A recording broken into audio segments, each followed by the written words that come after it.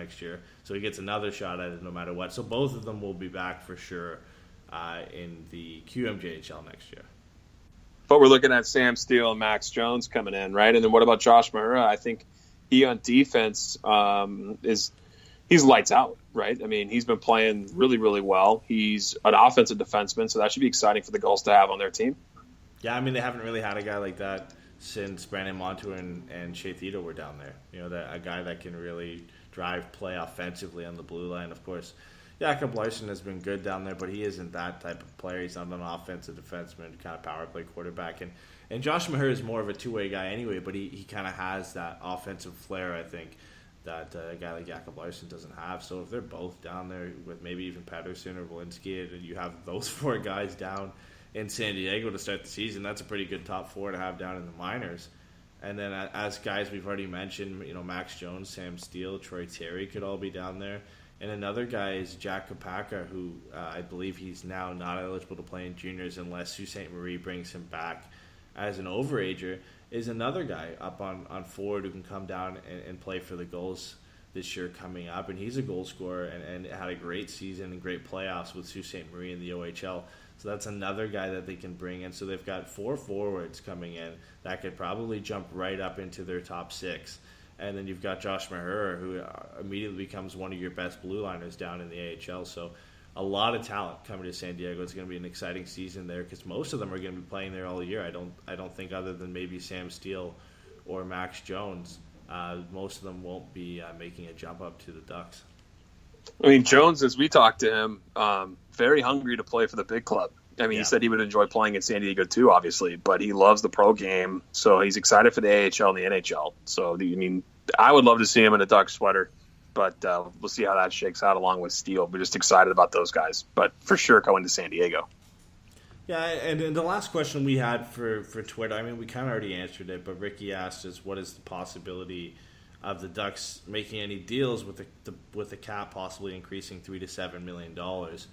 I think it gives them some more flexibility to go out and maybe get a guy you didn't expect them to get, whether that is a guy like Paul Stastny, as we talked about, if Ryan Kesler isn't able to go, or even James Van Riemsdyk, if they want to go that route and bring in a proven goal scorer. I mean, he's going to get paid this offseason because of the season that he had with the Toronto Maple Leafs and the fact that he's probably one of the best wingers available in free agency, but that could be another route they go with having some of that extra cap space. I mean, the Ducks looks like they're projected for next season, barring obvious signings we already talked about, they're going to have about $9.2 million in cap space, and that's at the current projected cap. I mean, not talking about the $82 million limit. So if you were to tack on another $7 million, then they have some real play money to go with.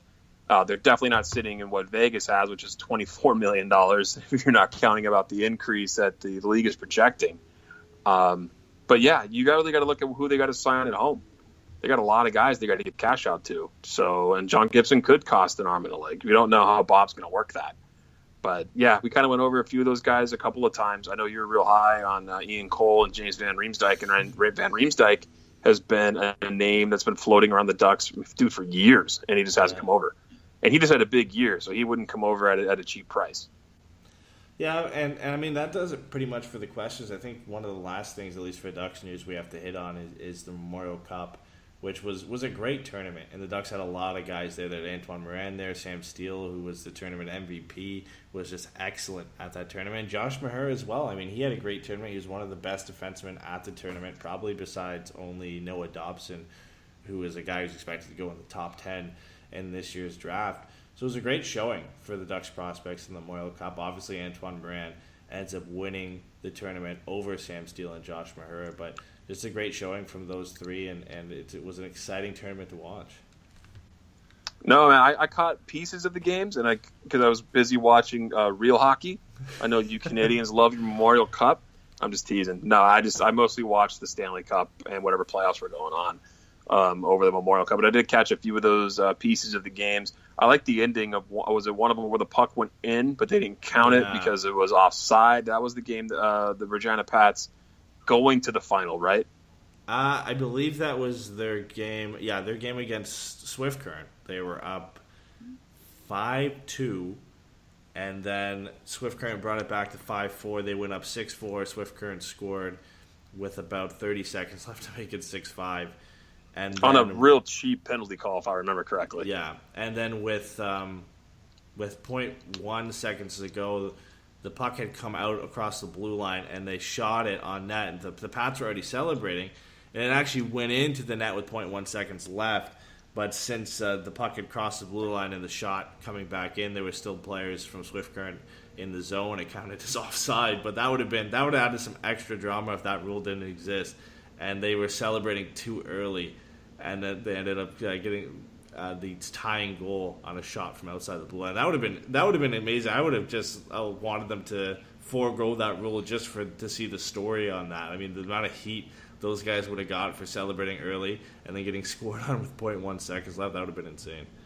Would have been hilarious.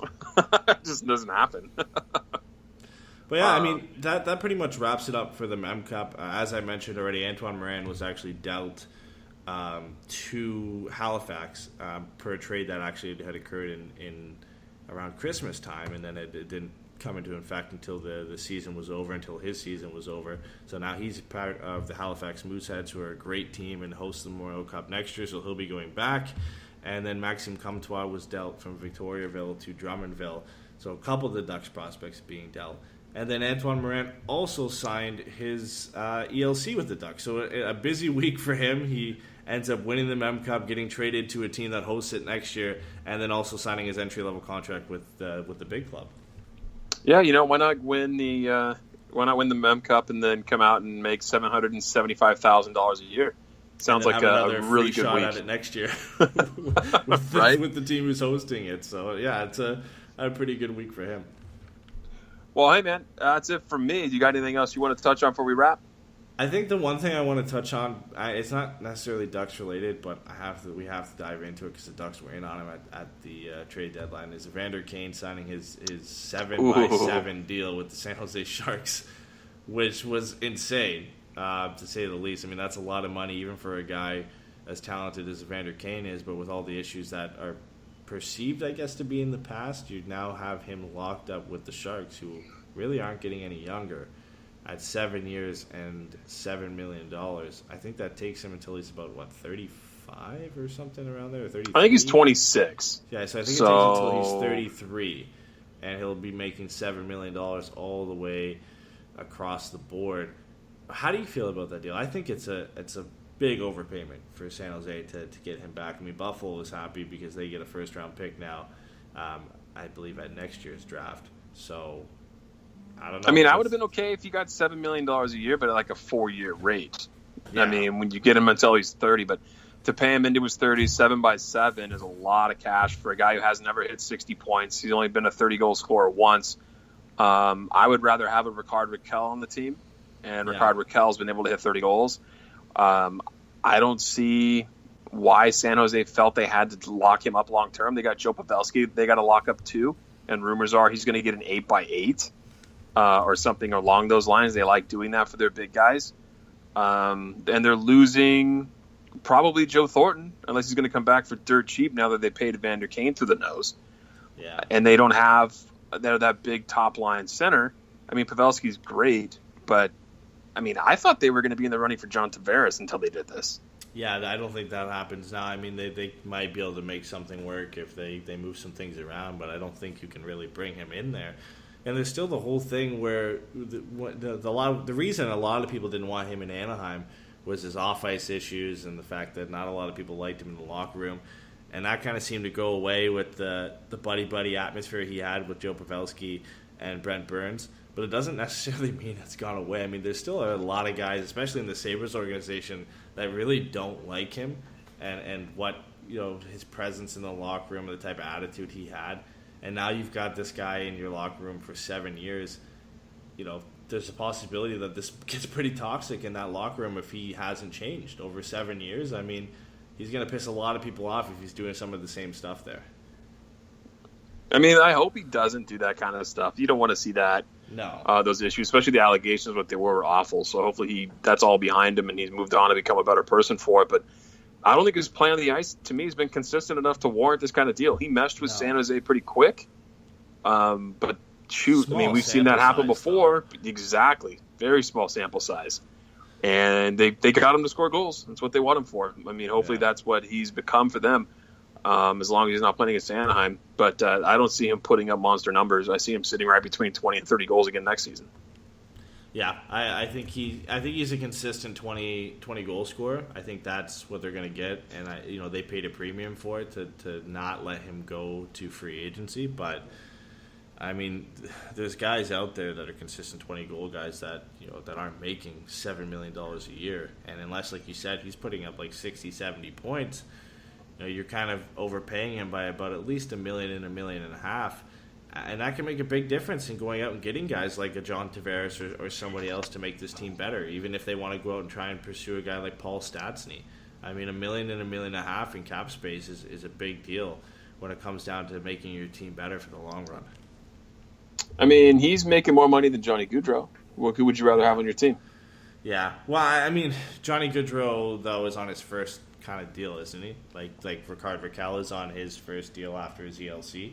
So it's tough, I think, at that point to judge it. But he's making more than some guys out there that are on their second deals.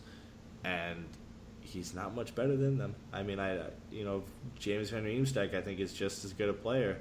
And James Van Riemsdyk on his second deal was making $4.5 million. JVR is a consistent 20 goal scorer. Do I think he's going to get paid $7 million in free agency? I mean, he's got a case now, doesn't he? I mean, he can just look at Evander Kane's contract and say, "Give me that." I score more. I get 50, 60 points a year. I score 20 to 30 goals. Why am I not worth 7x7? So the price went up for a guy like JVR in free agency based off this deal. No, I mean, it definitely did. I mean, looking back, I'm trying to think of when Corey Perry signed, 2013, 2014. Perry put up 82 points that season. I mean, we're talking about a guy in Kane that has never even sniffed that. He hasn't hit 60. So he's got a lot of work to do to prove that he's worth that kind of money, unless the price in the league's changed that much in 4 years, where that's just what you pay now for that guy. So I don't know. I'm going to be very surprised to see what kind of money John Tavares is going to ask for, right? I mean, if a guy like Evander Kane is going to get 7, I figured Tavares, like you said, is going to get $10, $11 million, just based on what the prices are. Yeah, pretty much. Well, I mean, that pretty much wraps it up. I mean, we do have to plug our show coming up. We have a draft preview show, if you haven't seen it, on Twitter on June 3rd. Sunday. Yeah, this Sunday at 5 p.m. Pacific, which is 8 Eastern, 7 Central, for all of our listeners out there.